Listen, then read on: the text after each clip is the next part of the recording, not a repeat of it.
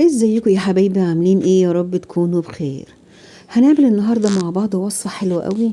هنعمل القرنبيط بطريقه سهله جدا وبسيطه، وهيطلع معانا لونه حلو قوي ومقربش من بره ومن جوه ابيض زي الفل. طريقه سهله جدا وبسيطه. تابعوا معايا الفيديو للاخر علشان تستفيدوا من كل خطوه فيه. تعالوا نسمي بسم الله ونصلي على الرسول عليه أفضل الصلاة والسلام، ونبدأ مع بعض وصفتنا ونشوف هنعمله ازاي. أول حاجة معانا قرنبيطة. هنلاقيها طبعا تكون بيضة وفاتحة كده بالشكل ده. عشان تبقى صبحة هنعرف ازاي ان هي صبحة. هتبقى شكلها فاتح قوي كده وبيضة معانا كده، والورق بتاعها أخضر بالشكل كده اللي بيبقى عليها من فوق. هنشيل بقى من عليها الطبقة اللي فوق دي خالص، زي ما بنعمل الكرنب بالظبط، بالشكل اللي حضراتكم شايفينه ده. وهنقطع الوردات بتاعتها بقى كلها. هي هتلاقي كل وردة كده منفردة عن التانية، زي ما حضراتكم شايفينها، بيضة جدا وفاتحة وجميلة. الوردة كبيرة كده وكاسية مفيهاش فراغات خالص. دي قرنبيطة صبحة، وهي دي القرنبيطة الصح اللي هتطلع معانا حلوة في الوصفة. هنجهز بقى مع بعض حلة تكون عميقة كده، ونحط فيها مية نغليها عشان نسلق مع بعض القرنبيط بتاعنا.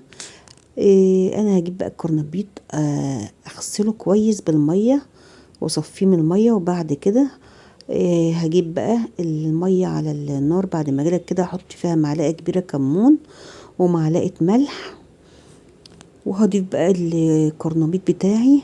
هحطه على الظهر بتاع زي ما انتوا شايفين كده، على العرق نفسه عشان ما تتهريش معانا. وهننزل بقى بكل الكمية. هي مش هتاخد معانا وقت خالص، هم 10 دقايق بالظبط وهيكون القرنبيط بتاعنا استوى.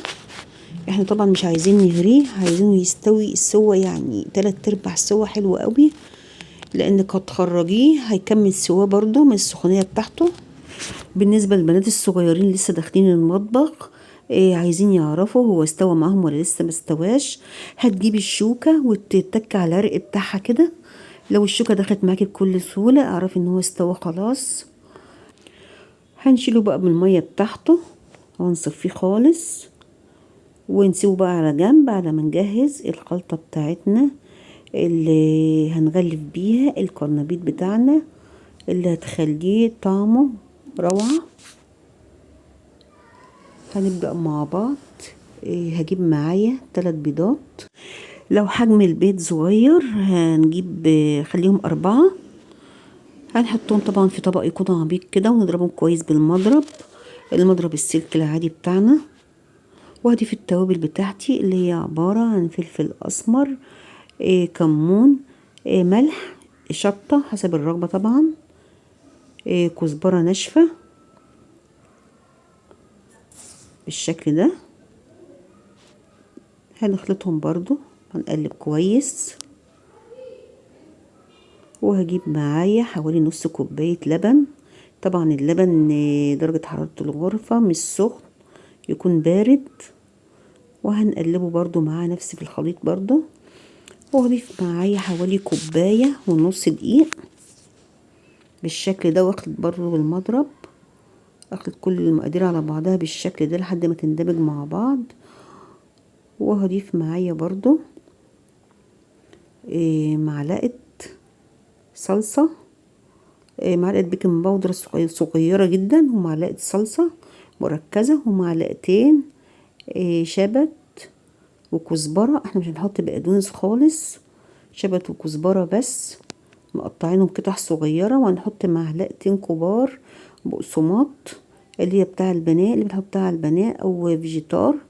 وهنخلط كل المقادير دي كلها على بعضيها لحد ما يبقى معايا الخليط بالشكل اللي حضراتكم شايفينه ده. هجيب بقى طاسة على النار وهحط فيها زيت، هسيبه لحد ما يسخن خالص. وهجيب القرنبيط بتاعي هحطه في الخلطة بالشكل اللي حضراتكم هتشوفوه ده. هغلفها خالص بالخلطة. الخلطة بتاعتي مش خفيفة ومش تقيلة، بالشكل اللي حضراتكم شايفينه ده. وهنزل بقى على الزيت بتاعي،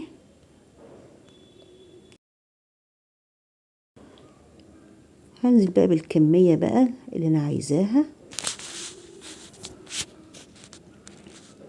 لحد ما هتاخد معايا اللون الذهبي الحلو. ريحتها قلب الدنيا. التوابل اللي محطوطة في الخلطة، والخلطة بصراحة فعلا جبارة حلوة قوي، هتعجبكم. هنقلبها بقى على الناحية التانية تاخد معايا اللون الذهبي اللي حضراتكم شايفينه ده. زي ما حضراتكم شايفين هنحمره بقى كويس بالشكل ده. هنخلص بقى الكمية كلها. عايزة اقول لكم ان انا بعد ما خلصته مقدار الزيت ما قلش كتير، دليل على ان الكرنبيط بتاعنا ما شربش زيت خالص. لو اول مرة بتشوفوني، لايك وشير واشتراك في القناة، واتك على كلمة الكل عشان يوصل لكم مني كل جديد انا بعمله. وشكرا لكل حبايبي الجداد اللي نوروني في القناة، وشكرا لكل متابعيني.